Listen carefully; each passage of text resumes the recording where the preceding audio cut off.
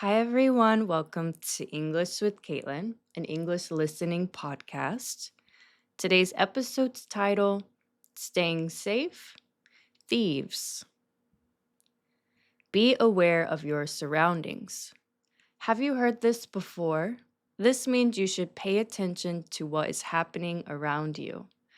Look and listen carefully. Is there anything strange or dangerous nearby? Are there people acting suspiciously? If you are in an unfamiliar area, a place you don't know well, it is very important to be aware of your surroundings.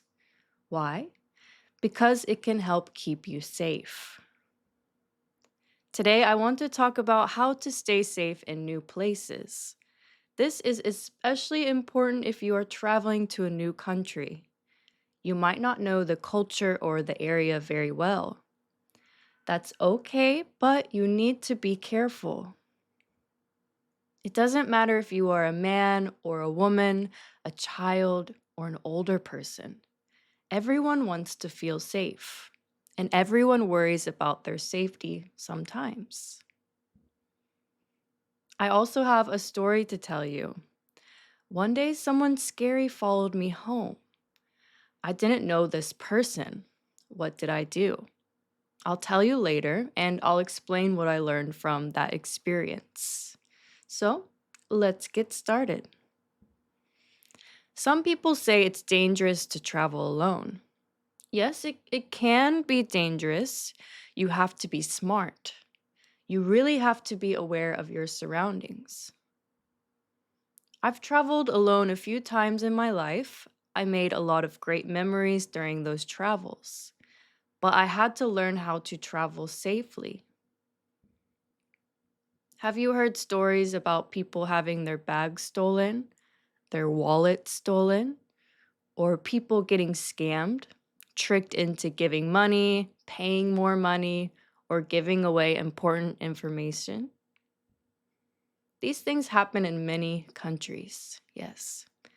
That's why it's important to know how to protect yourself. One way to protect yourself is to know the common techniques that thieves, people who steal things, use. Thieves might try to bump into you on purpose. Or they might try to get really close to you in a crowded area. Crowded, there's a lot of people or a lot of something in one area, one space. Crowded. Usually it happens on a crowded bus or a crowded subway. But it can also happen on the street. When the thief bumps into you, they're trying to distract you. Sometimes there are two or three thieves working together at the same time.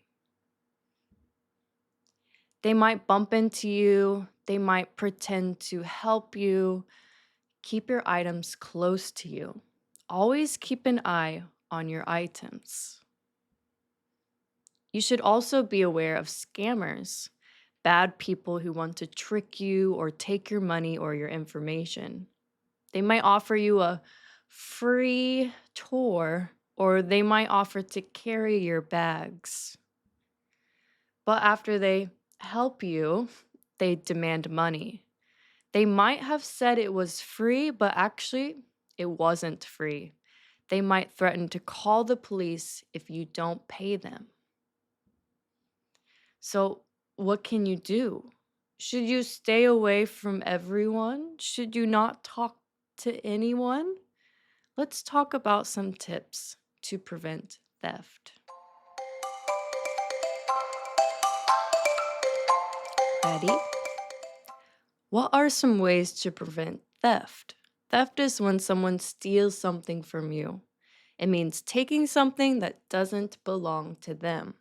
A person who steals is called a thief. I think the most obvious way to stop theft is to keep your valuables hidden. Valuables are things that are worth money or important to you, like your phone or wallet. Don't carry your wallet or phone in your back pocket. It's easy for a thief to grab it when you're not looking. You can use a crossbody bag. This is a bag with a strap that goes across your body. It stays close to you, so it's harder for someone to steal from it. These days, there are also anti theft bags. These bags are designed, made to be hard to open from the outside. Some have hidden zippers or locks. If you carry cash, try to keep it in different places. Some cash in your wallet, some cash in your bag, some cash hidden away at your place. If the cash is stolen from one, you still have more in the other areas. Also, you need to be aware of your surroundings. I know I keep saying this, but it is true, especially in crowded areas. Look around you and know what is going on. Another tip is to avoid showing off expensive items. Don't wear a lot of big jewelry or expensive luxury items. Thieves look for people who have expensive items, valuable items. Earlier, I talked about scammers, bad people who want to trick you to take your money or your information. Don't trust people too quickly. Be polite, but careful with strangers. Say, no, thank you, and walk away if something feels strange. If you are in a new place, it is good to know where you are going. Check the map before you go out. When you walk, walk with confidence. Look strong and sure, not scared. If you get lost, go into a shop or business. It's not a good idea to stand lost on the street with your phone out, looking confused. This can make you a target for thieves or scammers. Another good tip is to bring safety tools. You can carry a whistle for emergencies and use tracking apps on your phone. If your phone is stolen, it is easier to find with a tracking app. Lastly, especially if you are traveling alone, tell your family and friends your plans, where you will be, and for how long you will be there for. This way, if something happens, someone will know where to find you. You never know what can happen, so it's good to be prepared. It's good to be safe. Thankfully, I was safe in the story I'm about to tell you. Let's start my stalker story. Let's get started. Now, let me tell you about a time I had a very scary experience. It happened about 4 years ago. I had just finished a workout, exercise at the gym near my house. I was on my way home. At that time, I lived in a very tall apartment building. It had many floors. On the first floor, there were some businesses like a convenience store, hair salon, cafe. So it wasn't unusual to see many different people there every day. When I got to the apartment, I waited for the elevator. It was coming up from B1, the first basement level, where people park their cars. The elevator arrived quickly and I got on. Inside the elevator, there was a man I had never seen before. I thought maybe he parked his car in the basement and was just coming up to the first floor. I didn't think he lived in the building. Why did I think that? Because when I entered the elevator, no floor buttons were pressed. I expected him to get off on the first floor, but he didn't. He just looked at me and stayed inside the elevator. I pressed the button for the 11th floor. That's where I lived. But he still didn't press a button for his floor. He just stood there silently. So I thought, Maybe he lives on the 11th floor too, but I had never seen him before. Something felt strange. I could just feel that something wasn't right. Why didn't he get off on the first floor? Why didn't he press a floor button? Did he really live on the 11th floor? When the elevator reached the 11th floor, we both got off. The building was shaped like a square. There were two hallways, one to the left and one to the right. I turned right toward my room. I still wanted to believe that maybe he lived on the 11th floor. I didn't often see the neighbors who lived on the left side, so it was possible. But he also turned right. He was walking behind me.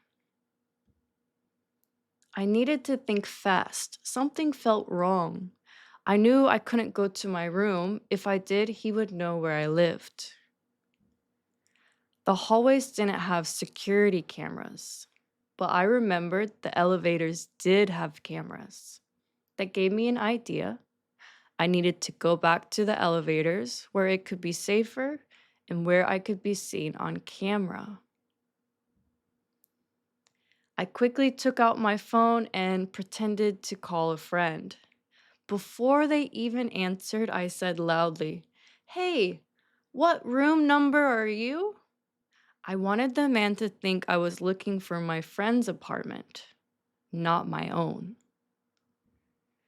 While still on the phone, I quickly turned around and walked back to the elevators. I stood in front of the elevator doors where the cameras could see me.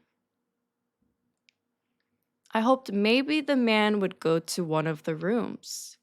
Maybe he was just visiting someone. But then I saw him again. He had followed me back to the elevators. He looked at me. Then he looked up at the camera. Then finally, he left. He got back on the elevator and went down. I was so shocked and surprised. What just happened?